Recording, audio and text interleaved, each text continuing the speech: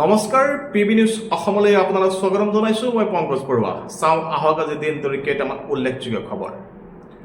অসম বিধানসভাত 2026-27 বৰ্ষৰ বাজেট দাখিল অসমৰ বিত্তমন্ত্ৰী জয়ন্ত মল্ল বৰুৱাই আজি বিধানসভাত 2026-27 বৰ্ষৰ বাজেট দাখিল কৰে এই বাজেটত কৰ্মসংস্থাপন স্বাস্থ্য পথ কৃষি আৰু উদ্যোগ খণ্ডত বিশেষ গুৰুত্ব আৰোপ কৰা হৈছে ৰাজ্যৰ আৰ্থিক ঘাটি নিয়ন্ত্ৰণ ৰাখি উন্নয়নমূলক ব্যয় বৃদ্ধি কৰাৰ লক্ষ্য স্থিৰ কৰা হৈছে অসমৰ প্ৰতিটো স্বাস্থ্য উপকেন্দ্ৰত MBBS চিকিৎসক নিয়োগৰ সিদ্ধান্ত অসম চৰকাৰে ৰাজ্যৰ স্বাস্থ্য খণ্ডত এক নতুন গুৰুত্বপূৰ্ণ পদক্ষেপ গ্ৰহণ কৰিছে নতুন পৰিকল্পনা অনুসৰি ৰাজ্যৰ প্ৰতিটো স্বাস্থ্য উপকেন্দ্ৰত MBBS চিকিৎসক নিয়োগ কৰা হ'ব এই পদক্ষেপৰ জৰিয়তে গ্ৰাম্য অঞ্চলৰ স্বাস্থ্য সেৱা অধিক শক্তিশালী হোৱাৰ আশা কৰা হৈছে বিশেষকৈ দূৰৱৰ্তী অঞ্চলৰ ৰোগীসকলে উন্নত চিকিৎসা সেৱা লাভ কৰিব চৰকাৰে ইয়াক স্বাস্থ্য ব্যৱস্থাৰ এক ঐতিহাসিক পদক্ষেপ বুলি অভিহিত কৰিছে গুৱাহাটীত 2500 কোটি টকাৰ আণ্ডাৰগ্ৰাউণ্ড বিদ্যুৎ প্ৰকল্প ঘোষণা আধুনিক নগৰ গঢ়াৰ দিশত ডাঙৰ পদক্ষেপ অসমৰ ৰাজধানী গুৱাহাটীৰ বিদ্যুৎ ব্যৱস্থাক অধিক নিৰ্ভৰযোগ্য সুৰক্ষিত আৰু আধুনিক ৰূপ দিবলৈ 2500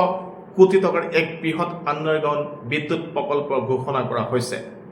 এই প্ৰকল্পৰ জৰিয়তে চহৰখনৰ বিভিন্ন অঞ্চলৰ ওপৰত থকা বিদ্যুৎ তাৰৰ পৰিৱৰ্তে মাটিৰ তলেদি বিদ্যুৎ সংযোগ ব্যৱস্থা স্থাপন কৰা হ'ব ইয়াৰ ফলত ধুমুহা বা প্ৰাকৃতিক দুৰ্যোগৰ সময়ত বিদ্যুৎ যোগান ব্যাহত হোৱাৰ সম্ভাৱনা হ্ৰাস পাব বুলি আশা কৰা হৈছে ইয়াৰ উপৰিও গুৱাহাটীৰ প্ৰস্তাৱিত ৰিং ৰোডৰ কাষেৰে মেট্ৰ' ৰেল সেৱা আৰম্ভ কৰাৰ সম্ভাৱনাও অধ্যয়ন কৰা হ'ব বুলি জানিব পৰা গৈছে এই পদক্ষেপসমূহে গুৱাহাটীক ভৱিষ্যতৰ এখন অত্যাধুনিক আৰু সুসংগঠিত মহানগৰ হিচাপে গঢ়ি তোলাত গুৰুত্বপূৰ্ণ ভূমিকা পালন কৰিব বুলি আশা কৰা হৈছে ৰূপহী বিমানবন্দৰক ভূটান আৰু বাংলাদেশ সংযোগৰ কেন্দ্ৰ কৰাৰ পৰিকল্পনা নিম্ন অসমৰ গুৱাহাটী গুৰুত্বপূৰ্ণ ৰূপহী বিমানবন্দৰক আঞ্চলিক বিমান সংযোগৰ এক নতুন কেন্দ্ৰ হিচাপে গঢ়ি তোলাৰ পদক্ষেপ লোৱা হৈছে ৰাজ্য চৰকাৰৰ পৰিকল্পনা অনুযায়ী ইয়াৰ জৰিয়তে ভূটান আৰু বাংলাদেশৰ সৈতে বিমান যোগাযোগ স্থাপন কৰাৰ চেষ্টা চলোৱা হৈছে এই পদক্ষেপে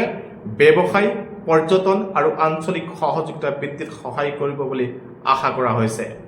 স্থানীয় অৰ্থনীতিও ইয়াৰ দ্বাৰা লাভান্বিত হ'ব পাৰে শক্তি সুৰক্ষাৰ বাবে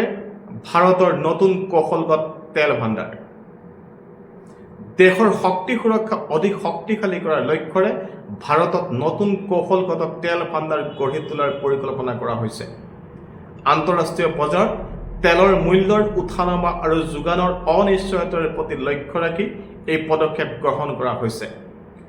জৰুৰী পৰিস্থিতিত দেশৰ তেলৰ প্ৰয়োজন পূৰণত এই ভাণ্ডাৰে গুৰুত্বপূৰ্ণ ভূমিকা পালন কৰিব বুলি বিশেষজ্ঞসকলে এই সিদ্ধান্তক সময়োপযোগী বুলি মন্তব্য কৰিছে অসমত MSME আৰু উদ্যোগ বৃদ্ধিৰ বাবে নতুন আইন উত্থাপন অসম চৰকাৰে ব্যৱসায় সহজীকৰণ আৰু ক্ষুদ্ৰ মজলীয়া উদ্যোগৰ বিকাশৰ লক্ষ্যৰে নতুন বিধেয়ক উত্থাপন কৰিছে উদ্যোগ খণ্ডত নতুন বিনিয়োগ আহিবলৈ ইয়াৰ সহায় হ'ব বুলি আশা কৰা হৈছে শ্ৰীভূমিত বৃহৎ পৰিমাণৰ ইয়াবা টেবলেট জব্দ আৰক্ষীৰ ড্ৰাগছ বিৰোধী অভিযানত বৃহৎ সফলতা অসম আৰক্ষীয়ে ৰাজ্যত ড্ৰাগছ বিৰোধী অভিযান অব্যাহত ৰাখি পুনৰ লাভ কৰিছে এক উল্লেখযোগ্য সফলতা শ্ৰীভূমি জিলাত চলোৱা এক বিশেষ অভিযানত আৰক্ষীয়ে প্ৰায় 30,000 ইয়াবা টেবলেট জব্দ কৰিবলৈ সক্ষম হয় জব্দকৃত নিষিদ্ধ ড্ৰাগছসমূহৰ আন্তঃৰাষ্ট্ৰীয় বজাৰ মূল্য প্ৰায় 3 কোটিৰ অধিক হ'ব বুলি অনুমান কৰা হৈছে এই ঘটনাৰ সৈতে জড়িত সন্দেহত কেইবাজনকো আটক কৰা হৈছে বুলি আৰক্ষীয়ে সূত্ৰে জানিব পৰা গৈছে মুখ্যমন্ত্ৰী ডক্টৰ হিমন্ত বিশ্ব শৰ্মাই এই সফল অভিযানৰ বাবে অসম আৰক্ষীক অভিনন্দন জ্ঞাপন কৰাৰ লগতে ৰাজ্যত ড্ৰাগছৰ বিৰুদ্ধে অভিযান আগন্তুক দিনতো অধিক তীব্ৰতৰ হ'ব বুলি স্পষ্ট কৰি দিছে বিশ্বকাপৰ ৰোমাঞ্চে এতিয়া স্পৰ্শ কৰিছে চূড়ান্ত পৰ্যায়। কোৱাৰ্টাৰ ফাইনেলৰ প্ৰতিখন মেচক লৈ উত্তেজনা আৰু উৎকণ্ঠা তুংগত সমগ্ৰ বিশ্বৰ ফুটবল প্ৰেমীৰ মাজত। ফিফা বিশ্বকাপ 2026 ক্ৰমাৎ চূড়ান্ত পৰ্যায়ৰ দিশে আগবাঢ়ি যোৱাৰ লগে লগে বিশ্বজুৰি ফুটবল প্ৰেমীৰ মাজত উত্তেজনা তুংগত হৈ পৰিছে। ইতিমধ্যে ফ্ৰান্সে শক্তিশালী প্ৰদৰ্শনে মৰক্কোক 2-0 গলত পৰাস্ত কৰি ছেমিফাইনেলত নিজৰ স্থান নিশ্চিত কৰিছে। কিলিয়ান এমবাপে আৰু ওছমান ডেম্বেলেৰ গলে ফ্ৰান্সক জয়ৰ পথ সুগম কৰে। এতিয়া সমগ্ৰ বিশ্বৰ দৃষ্টি নিবদ্ধ হৈ আছে স্পেইন আৰু বেলজিয়ামৰ মাজৰ হাই ভল্টেজ কোৱাৰ্টাৰ ফাইনেল মেচখনৰ ওপৰত। আনহাতে নৰৱে ইংলেণ্ড আৰু আৰ্জেণ্টিনা ছুইজাৰলেণ্ডৰ মাজৰ মুখামুখি ফুটবল প্ৰেমীৰ মাজত ব্যাপক আগ্ৰহৰ সৃষ্টি কৰিছে।